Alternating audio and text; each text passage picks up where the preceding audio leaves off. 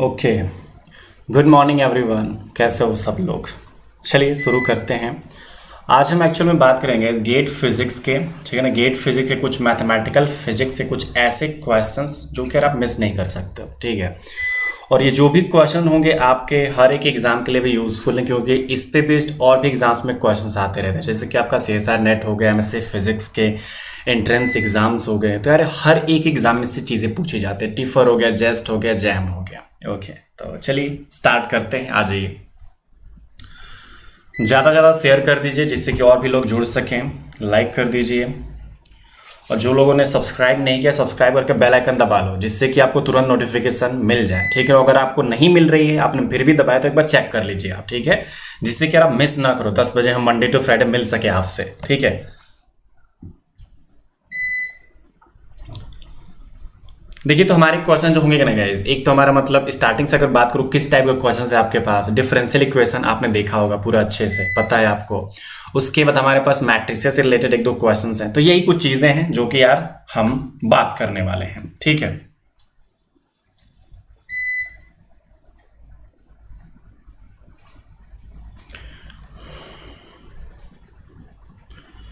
चलिए स्टार्ट करें क्या? हो गया? ठीक है, सब कुछ ऑडियो वीडियो क्लियर आ रहा है? चलिए गाइस, पहला क्वेश्चन आपके लिए ये रहा।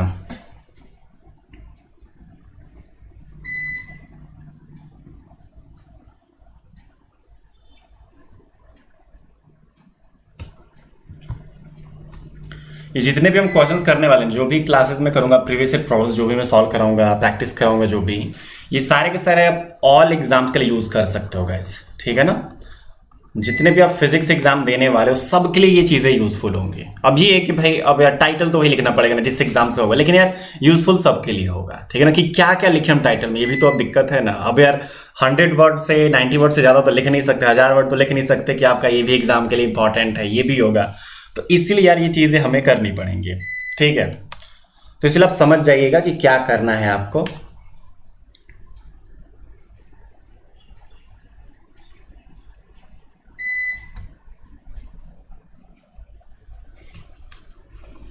क्वेश्चन एक बार पढ़िए और आंसर दीजिए, क्या है आपका आंसर।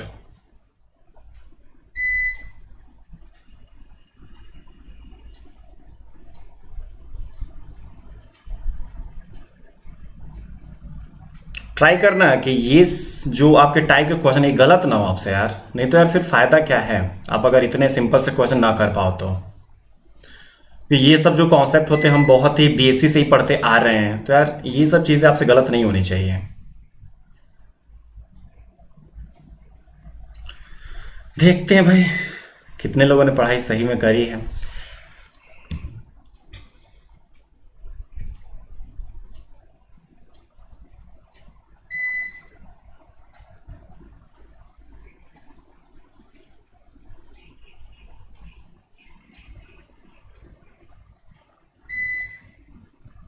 देखिए, हमारा जो क्वेश्चन है गाइस, और 3x3 मैट्रिक्स है आपके पास, हैज एलिमेंट सच दैट, ठीक है, इट्स ट्रेसेस इज 11, ठीक है।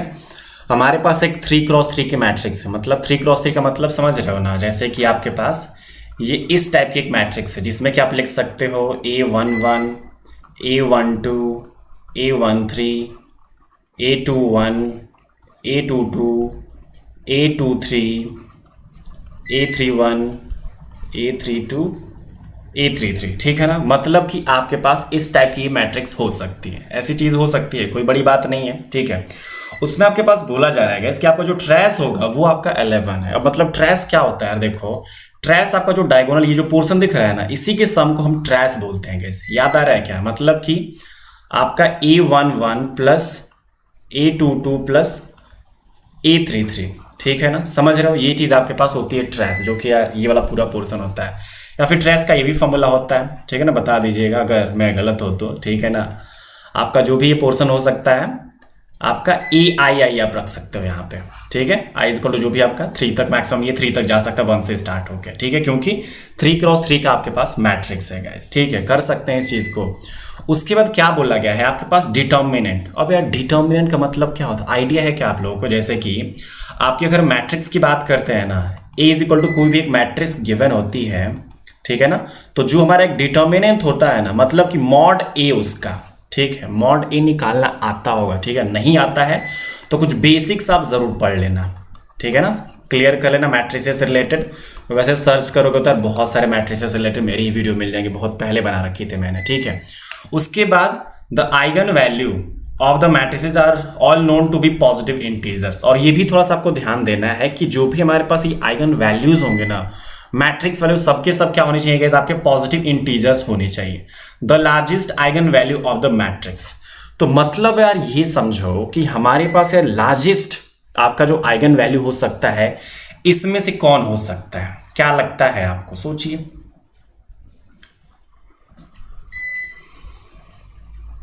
चलिए देख लेते हैं, इसका पहले कॉन्सेप्ट आप देख लीजिए, याद कर लीजिए, ठीक है।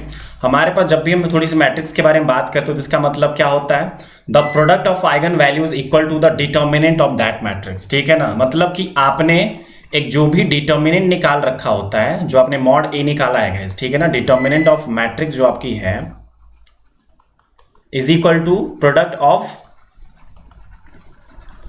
आइगन वैल्यूज, ठीक है ना। मतलब कि λ1, λ2, λ3 पॉसिबल है क्या, ये चीज समझ पा रहे हो। उसके बाद अगर हम ट्रेसेस की बात करें, मतलब वही चीज आपके पास जितने भी आइगन वैल्यूज हो सकते हैं उन सबका सम होता है। मतलब कि आपके पास λ1, λ2, λ3 ये चीजें हो सकती हैं, ठीक है, कोई बड़ी बात नहीं है, ये चीजें आसान है।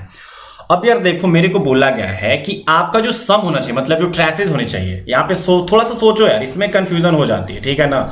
अब इसको देख के लगेगा यार ये वाला भी हो सकता है, λ1, λ2 प्लस λ3 इज इक्वल टू 11 आना चाहिए, और λ1, λ2, λ3 इज इक्वल टू 36 होना चाहिए। कौन सा ऐसा पॉसिबल है? आप एक चीज देखो यार, ये तो यार कतई नहीं हो सकता, चांस ही नहीं है, क्योंकि यार 11 तक ही और पॉजिटिव इंटीजर होना चाहिए, कहीं पे अभी आपको माइनस नहीं बोला गया, तो यार ये आप भूल जाओ, ये भी भूल जाओ। अब यार इस दोनों में आ जाओ। अब एक चीज देखिए यार, अगर मेरे पास ये मान लीजिए मैं 9 लेता हूं, समझो थोड़ा सा एक चीज को, मान लो ये 9 मैं लेता हूं, मान लो ये 1 1 कर देता हूं, 11 मैंने कर दिया, लेकिन क्या ये वाले आपके आइगन वैल्यूज 36 बना सकते हैं क्या? पॉसिबल नहीं है। क्यों? क्योंकि देखो 9 इंटू 1 36 कभी हो ही नहीं सकता यार, ठीक है। तो काम खत्म हमारे 9 वाले का। अब एक बार काम करते हैं, हम 6 वाले पे आ जाते हैं, उस पर ट्राई कर लेते हैं क्या हो सकता है आपके पास। अगर हम बात करते हैं 6 वाले में, प्लस यार 11 बनाना तो क्या कर सकता हूं मैं, 2 कर लेता हूं, प्लस 3 करता हूं, 11 हो सकता है। और 6 इंटू 2 इंटू 3 क्या लगता है, 36 हो सकता है क्या? मतलब मोस्ट प्रोबेबली यही चीजें हैं जो कि यार इसको अब यार 11 और 36 बना सकती है। तो यार सबसे आपका इसमें लार्जेस्ट क्या है, आपका 6 होगा, अदरवाइज कोई चांस ही नहीं बचता है ना यार। 9 वाला सोच के भी देखो किस तरीके से पॉसिबल है, आपका नहीं हो सकता, मतलब आपका ये रिलेशन, ठीक है ना। तो इस बेस पे थोड़ा सा ध्यान दीजिएगा, कई बार ये मिस्टेक हो जाती है, हम 9 वाले के साथ चले जाते हैं, ठीक है, तो आप 6 वाले के साथ जाओगे। ऐसी चीजें बहुत बार होंगी आपके साथ, बहुत बार ऐसे आइगन वैल्यूज दिए जाते हैं ना गाइस, मतलब कि यार आपको इसी फॉर्मूले को तुरंत चेक कर लेना, ठीक है। ये आपका जो मेथड है रट जाइए एकदम अच्छे से। आपका जो प्रोडक्ट ऑफ आइगन वैल्यूज होता है डिटरमिनेंट ऑफ मैट्रिक्स के बराबर होना चाहिए, और जो ट्रेसेस होते हैं गाइस वो हमारे सम ऑफ आइगन वैल्यूज के बराबर होना चाहिए, याद होना चाहिए ये चीज हमेशा, ठीक है ना। ये बहुत ही ज्यादा एक मोस्ट इंपॉर्टेंट चीज है, ये आपका जो भी स्टेटमेंट ये जो आपका दिख रहा है, ठीक है ना, दोनों स्टेटमेंट याद होने चाहिए आपको।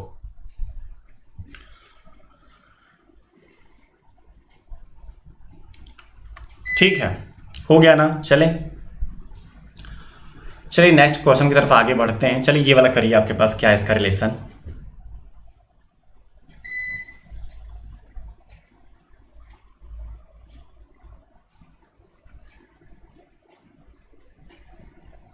इसमें पढ़िए, इसमें देखो कर पा रहे हो कि नहीं। इसका आंसर है बहुत ही बेसिक्स, लेकिन 95% स्टूडेंट को मैं ये बोल सकता हूँ, मतलब गारंटी ले सकता हूँ, नहीं कर सकते। वो बहुत पढ़ाई करते हैं लेकिन फिर भी क्यों नहीं हो पाता है, समझ लीजिए थोड़ा सा, ठीक है ना, मेहनत करिए।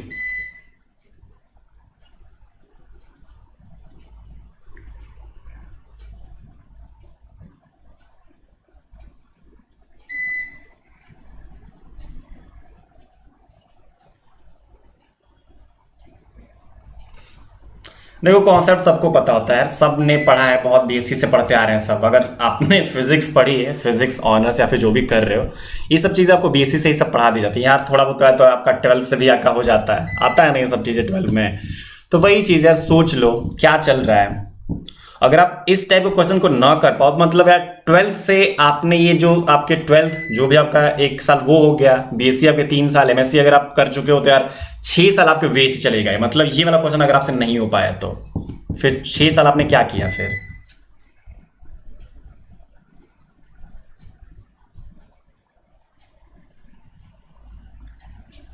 क्योंकि ये सब क्वेश्चन 12th वाले करते हैं, आपके बोर्ड्स में आते हैं क्वेश्चन ये सब।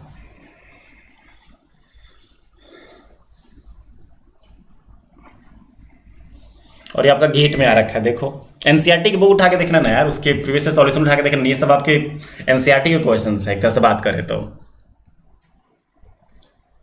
लाइक करते जाओ जितने लोग भी हो, ठीक है ना, ज़्यादा ज़्यादा शेयर करो। चलिए देख लेते हैं कैसे हमारे पास जो भी ये चीज़ें हैं। देखो यार, मजाक में लोगे ना पढ़ाई नहीं होने भाई, चैलेंज करके अपने आप को पढ़ना पड़ेगा भाई, मैं कर सकता हूं। ऐसे मजाक में चलोगे फिर कुछ नहीं होने वाला यार, ठीक है ना। ऐसे हजारों लाखों स्टूडेंट ये दिन में सोचते हैं कि चलो यार अगली बार से देखेंगे। यार इसी एग्जाम के लिए बैठे थोड़ी रहोगे यार। अगर आपको जैम निकालना है तो ऐसा थोड़ी पूरी लाइफ टाइम वही करते रहोगे, नहीं ना यार, और भी काम होते हैं लाइफ में। वही एक काम नहीं है कि बस एग्जाम क्रैक करना, यही चलता रहेगा लाइफ टाइम।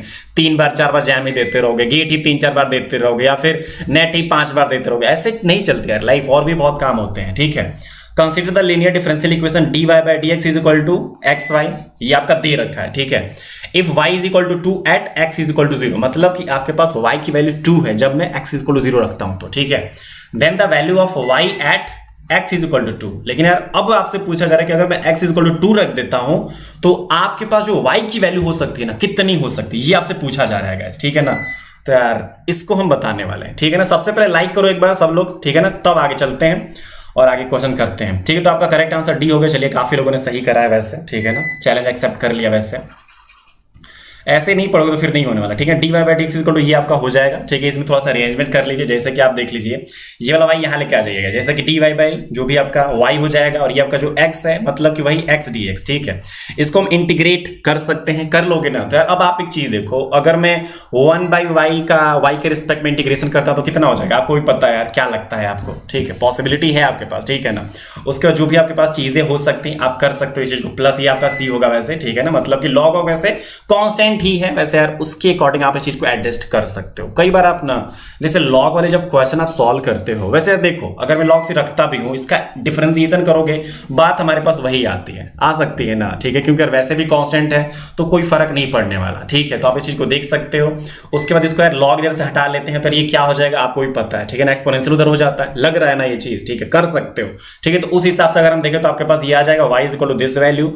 उसके बाद आपके पास कुछ बाउंड्री कंडीशन, इसको आप बोलते हो गाइस, ठीक है ना। बाउंड्री कंडीशन देख रहे हो क्या, y is equal to 2 at this और y इज इक्वल टू, इस पे हमें बताना है, ठीक है। तो स्टार्ट करके रख दो जल्दी से, ठीक है ना। अपनी एक एक वैल्यू को पुट करके देख लो क्या आ रहा है आपके पास, काम खत्म इसका, ठीक है ना।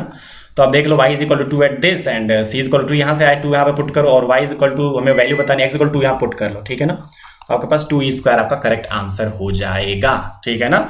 थोड़ा सा बुक में जाके खोलना, बुक्स आपके पास जो भी हैं जिससे भी आप प्रिपेयर कर रहे होगे, आपकी बीएससी की बुक है, एमएससी की बुक है, थोड़ा सा मैथमेटिकल फिजिक्स जो जो टॉपिक के आप क्वेश्चन देख रहे हो ना, थोड़ा सा यार पढ़ना, तब यार हो सकता है अगर आप सही में बिना किसी के हेल्प की करना चाहते हो तो, ठीक है ना। स्टडी सेल्फ वाली होनी चाहिए, खतरनाक वाली होनी चाहिए, नहीं तो यार आपको भी पता है कुछ नहीं हो सकता, ठीक है। चलिए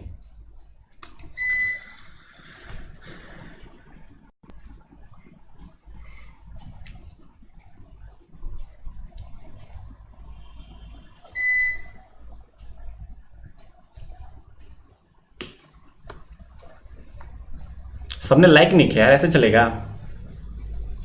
हम्म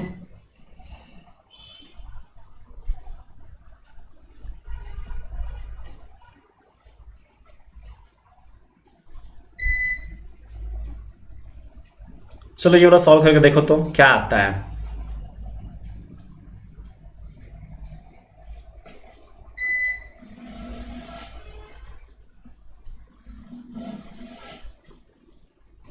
आप अपने एग्जाम के लिए ना ज़्यादा से ज़्यादा प्रैक्टिस कीजिएगा, ठीक है ना। जितना हो सके आप उसको प्रैक्टिस कीजिए, जितना आपके पास बुक्स मिल सके, ठीक है ना। आपके पास बुक्स आती हैं, लिटरली बता रहा हूँ, अगर आप सही में गेट के लिए, ठीक है ना, गेट नेट और अगर आईआईटी जैम, ठीक है ना, देखिए करना क्या है, कैसे आप अपना खुद से प्रिपेयर कर सकते हो। देखिए यार सबसे पहले एक अरिहंत की बुक आती है इसकी, ठीक है ना, जिसमें कि यार आपको 20 ईयर्स के प्रीवियस ईयर सॉल्यूशंस मिल जाए, 20 to 21 ईयर्स के, ठीक है। मतलब ये काफी अच्छी ठीक ठाक है, ज्यादा मिस्टेक इसमें नहीं है, ठीक है ना, ध्यान देना। एक चीज हो गई इसके प्रीवियस ईयर पेपर्स। नेट का भी अरिहंत का ही आता है वैसे, इसमें भी प्रीवियस ईयर आपके पेपर्स मिल जाएंगे, जिसमें कि part A, part B, part C, हर एक चीज आपको मिल जाएगी, ठीक है। सारे प्रीवियस ईयर पेपर्स आपको मिल जाएंगे, दिसंबर जून सब कुछ, कम से कम 20 साल या फिर 10 साल जो भी आपको मिल जाए। और ये भी IIT JAM का भी वही आता है, इसका भी अरिहंत वाला है। मतलब अरिहंत तो ठीक है वैसे, है ना, थोड़ा बहुत इस पर ट्रस्ट कर सकते हैं क्योंकि इसमें मिस्टेक कम है, ठीक है। ये चीजें, ये बस मैं अभी प्रीवियस ईयर वाले क्वेश्चंस के लिए बता रहा हूं, ठीक है ना। प्रीवियस ईयर क्वेश्चंस आपको इस बुक में काफी अच्छे मिलेंगे, ठीक है, अच्छे हैं। लास्ट में आपको कुछ प्रैक्टिस सेट भी मिल जाएंगे जो कि आपके लिए काफी एक तरह से मॉक टेस्ट का काम करेंगे, ठीक है, कर सकते हो। उसके बाद आपको एक चीज फॉलो करनी है, वो क्या है, आप यार देखो मैं सही बता रहा हूं, इन सभी एग्जाम के लिए ना आपको एक उपकार की बुक ले लेनी है। अब यार देखो IIT JAM वालों को मैं क्यों बोल रहा हूं, बस यार IIT JAM वालों को ये करना है ना कि उपकार से वही चीजें पढ़नी जो आपके सिलेबस में, ठीक है ना। क्योंकि यार इससे रिलेटेड बहुत सारे उपकार में ऐसे क्वेश्चन आप देखोगे हर एक सब्जेक्ट में ना आपके 500 अप्रॉक्स की क्वेश्चन है, समझ सकते हो। मतलब यार लेवल आप इसका मतलब देख सकते हो, चेक कर सकते हो। इससे बहुत सारे आपके क्वेश्चन जो यार आपके दिए रहेंगे इसमें ना, वो आपके गेट में भी आ रखे हैं, नेट में भी आ रखे हैं, IIT JAM में भी आ रखे हैं। थोड़ा सा मिला के चेक करना आप ये उपकार वाली बुक को, इसमें बहुत खतरनाक प्रैक्टिस है, ठीक है। आपके पास हर एक सब्जेक्ट के लास्ट में आपका प्रैक्टिस सेट भी गिवन है। तो यार आपको क्या लगता है फिर, ठीक है, थोड़ा सा बस कहीं कहीं कॉन्सेप्ट में थोड़ा बहुत मिस्टेक है यार, वो तो पता है यार। अब कोई इतनी बड़ी चीज लिखता है, मिस्टेक तो हो ही जाती है। हम भी इतनी बड़ी बड़ी क्लासेस करते हैं, इतनी सारी वीडियोस डालते हैं, हमसे मिस्टेक होती है, वही चीज है, सबसे गलती होती है। तो वही चीज से हम ये थोड़ी है किसी को छोड़ ही देंगे, ठीक है ना। तो वो वही है, आप देख लीजिए, ठीक है ना। उपकार बहुत अच्छी बुक है आपकी।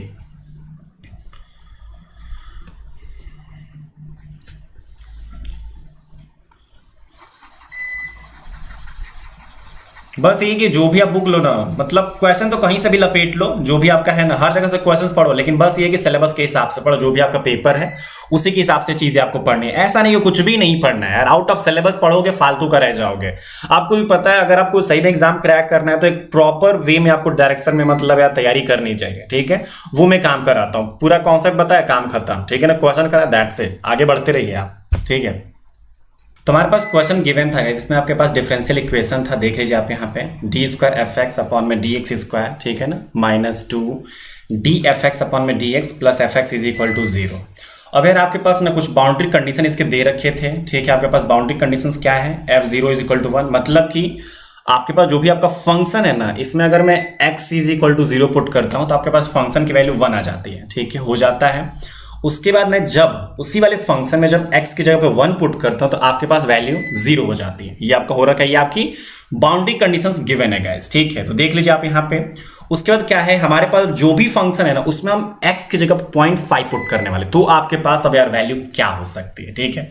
जल्दी से लीजिए यार क्या कर सकते हैं। आपका जो करेक्ट आंसर आएगा कुछ इतना आ जाएगा। देखिए हम ऐसे स्टार्ट करते हैं, आपका जो भी डिफरेंशियल इक्वेशन है इसको आप यार ऑक्सिलरी इक्वेशन के फॉर्मेट में कर सकते हो, क्या कोई बड़ी बात नहीं है, हो सकता है आराम से। इसको मैं कर सकता हूं यार ऑक्सिलरी इक्वेशन जो आपका AE लिखा जाता है m² - 2m + 1 is equal to 0। इसको तो यार आप जान ही सकते हो, m-1 का होल स्क्वायर जो भी आपके पास है इज इक्वल टू 0। मतलब यार m-1 अगर होल स्क्वायर है तो m इज इक्वल टू 1 1, दो इसके रूट्स आ चुके हैं, ठीक है ना, जो भी आपके पास वैल्यूज हैं।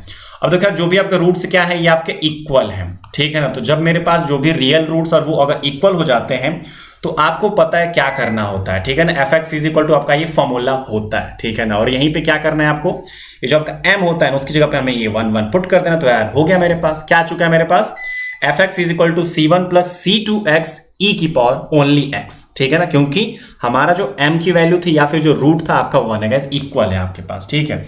तो इस हिसाब से हम इसको बोल सकते हैं। एंड देखिए अब हम अपनी बाउंड्री कंडीशंस को अप्लाई करेंगे। अगर मैं x इक्वल टू 0 पुट करता हूं, यहाँ पे देखिए जो आपका सॉल्यूशन आ रखा है इसमें x इक्वल टू 0 पुट कीजिएगा। इसमें देखिए x इक्वल टू 0, ये आपका c1 ये वाला 0 हो जाएगा, e की पावर 0। आपको क्या लगता है c1 बचेगा, e की पावर 0 बचेगा, ठीक है। तो f0 की वैल्यू कितनी थी आपके पास, f0 की वैल्यू यार वैसे भी आपको कितनी दे रखी है, देख लो 1 आपके पास दे रखी है, ठीक है। तो हमारे पास जो c1 की वैल्यू है वो आपकी 1 आ जाएगी, ठीक है, कर लिया मैंने। अब एक दूसरी वैल्यू को अप्लाई करते हैं गाइस। हमारे पास जो आपका जो दूसरा वाला बाउंड्री कंडीशन है, ठीक है, जिसमें कि हमारे पास F1 इज इक्वल टू 0 दे रखा था। तो अब देखिए यहाँ पे मैं क्या रखता हूँ, 1 रखता हूँ। यहाँ पे अब C1 है आपके पास, ये अब देखो C1 की वैल्यू में पता चल चुकी है, ठीक है। इस वैल्यू को यहाँ पे रख सकते हैं। अब यार यहाँ पे देख लीजिए e की पावर 1, ठीक है ना, तो आपके पास ये भी आ जाएगा। और यहाँ से अगर हम सब्ट्रैक्ट कर लेते हैं, मतलब दोनों जगह से आपके पास C1 की वैल्यू 1, C2 की वैल्यू -1 पुट करा जा सकता है ना। तो अब आपके पास ये जो आपका fx है कितना बन जाएगा, आप देख सकते हो क्या, fx is equal to 1 - x। क्यों? क्योंकि देखो C1 आपका 1 है और C2 आपका -1 है, ठीक है ना, हो जाएगा। सही है वैसे यार, पलक पारीक आपका ठीक है, ठीक है ना, बात वही घुमा फिरा के आप इसको उतना लिख सकते हो, ठीक है ना। 0.81 आपका करेक्ट आ जाएगा, या फिर कैलकुलेट करोगे ना 0.82 समथिंग आपके पास आएगा। सही है, ठीक है। तो आप इसको रख लोगे यार यहाँ पे, और x जगह पे 0.5 कर दो, 1 - 0.5 0.5, और यार आपके पास e की पावर 0.5 का मतलब क्या, कैलकुलेट कर लो, ठीक है। तो आपके पास ये करेक्ट आंसर आपका आ जाएगा। खतरनाक हो गया ना, ठीक है। चले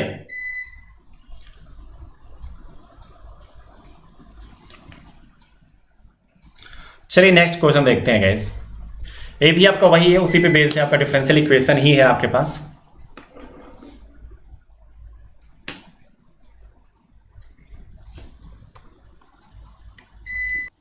वैसे जाके एप्लीकेशन में देख लो तो वहां पे लगातार दिख जाएगी आपको, ठीक है। उसके बाद इसको जस्ट मैं सेव कर दूंगा वहां पे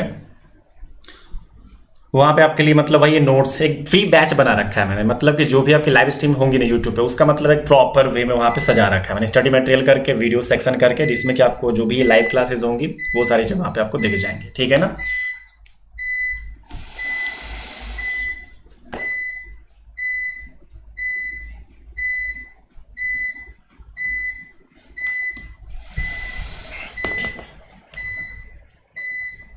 चलिए देख लेते, लगता है आज क्लास का ऐसा ही होना है। अब इन्वर्टर भी ऑफ ही हो रहा है, देख रहे हो। चलिए आपका क्वेश्चन क्या है guys, dy/dx plus y tan x is equal to this, ठीक है ना। If y 0 is equal to 0, π/3 जो भी आपके पास पोर्शन है, ठीक है। तो आप इसका जल्दी से सॉल्यूशन देख लेते हैं, कर लेते हैं। आपके पास जो भी डिफरेंशियल इक्वेशन दे रखा है गाइस, ठीक है ना, ऊपर देख रहे हो क्या है आप, ठीक है। डिफरेंशियल इक्वेशन आपको दिख रहा है ना, वही हमारा जो एक लीनियर टाइप का जो डिफरेंशियल इक्वेशन होता है गाइस, ये आपका एक फॉर्मेट होता है, ठीक है ना। ये आपका जनरल सा फॉर्मेट है, ठीक है। इसको क्या करा जाता है हमारे पास, इसको हम क्या करते हैं गाइस, आपका इंटीग्रेटिंग फैक्टर निकालते हैं, जो भी आपका ये px होता है, ठीक है। उसके बाद इंटीग्रेटिंग फैक्टर कैलकुलेट कर ले, तो देखो आपके पास tan x है ऊपर वाले क्वेश्चन के अकॉर्डिंग। उसके बाद इंटीग्रेटिंग फैक्टर अगर आप कर लेते हो ना, तो आपके पास ये चीजें आ जाती हैं, ठीक है। और उसके बाद जनरल सोल्यूशन आपका क्या है, y इंटू इंटीग्रेटिंग फैक्टर, जो भी आपका डिफरेंशियल इक्वेशन, इंटीग्रेशन इंटू जो आपका q इधर वाली वैल्यू होती है, इंटू इंटीग्रेटिंग फैक्टर जो भी आपका dx प्लस c आपके पास हो जाएगा, ठीक है ना। अगर मैं बात करूं तो आपके पास जो भी बाउंड्री कंडीशन है आप अप्लाई कर दीजिए, हो जाएगा आपके पास। हम जो भी चीजें अगर लाते हैं c इक्वल टू 0 मेरे पास आ जाता है। और अगर मैं यार x बस π/3 पुट कर दो अपना, ठीक है, हो सकता है क्या, ठीक है। तो आपका जो करेक्ट आंसर है 0.52 करके आ जाएगा, ठीक है ना। तो ये इसका करेक्ट आंसर हो जाएगा गाइस, ठीक है ना, समझ में आ गया ना। वही एप्लीकेशन आपका राज फिजिक्स ट्यूटोरियल्स करके, ठीक है। चलिए ये वाला भी क्वेश्चन देख लीजिए, आप कर लोगे वैसे, ठीक है। इसको भी देख लीजिए आप अच्छे से। अब बस बंद होने वाला है क्या करें यार, हमारे से ही बस डिपेंड नहीं करता, देखो इन्वर्टर बंद होने वाला है बस। अब किसी को ये चीज़ नहीं समझ में आने वाली ना, हम नहीं कर सकते।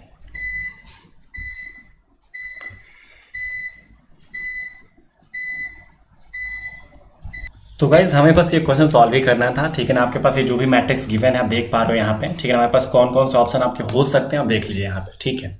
तो आपको तो पता है यार, हमें मैट्रिक्स अगर सॉल्व करनी है और वो भी क्या निकालना है, आपको आइगन वैल्यू निकालना होता है। तो क्या करना पड़ता है, आपका जो भी मैट्रिक्स होती है -λI, देन उसका डिटर्मिनेंट निकाल देना होता है। तो देख पा रहे हो क्या, वैसे तो यार यहाँ पे सब चीज़ हर जगह आपका 0 है, दे रखा है क्या, देखिए आप ऊपर यहाँ पे हर जगह आपका 0 है। तो 0 - λ 0 - λ करोगे तो वही चीज़ है आपके पास -λ हर जगह आएगा, ठीक है। इसको आप सॉल्व कर सकते हो, फिर अपना डिटर्मिनेंट इसका निकाल सकते हो। एक बार इसके लिए सॉल्व कीजिए तो इसमें आपका होगा, ठीक है। उसके बाद हम दूसरे वाले के लिए सॉल्व करेंगे, आप इसके लिए भी सॉल्व कर सकते हो। तो इसका हम इसको छोड़ देते हैं, इसको भी छोड़ देते हैं, और इसके साथ इसका यार कुछ होगा ही नहीं, वैसे भी देख लो आप अपना, ठीक है। और इसका तो हम कर ही नहीं सकते। तो हमारे पास बस 2 ही चीज़ें पॉसिबल हैं गाइस।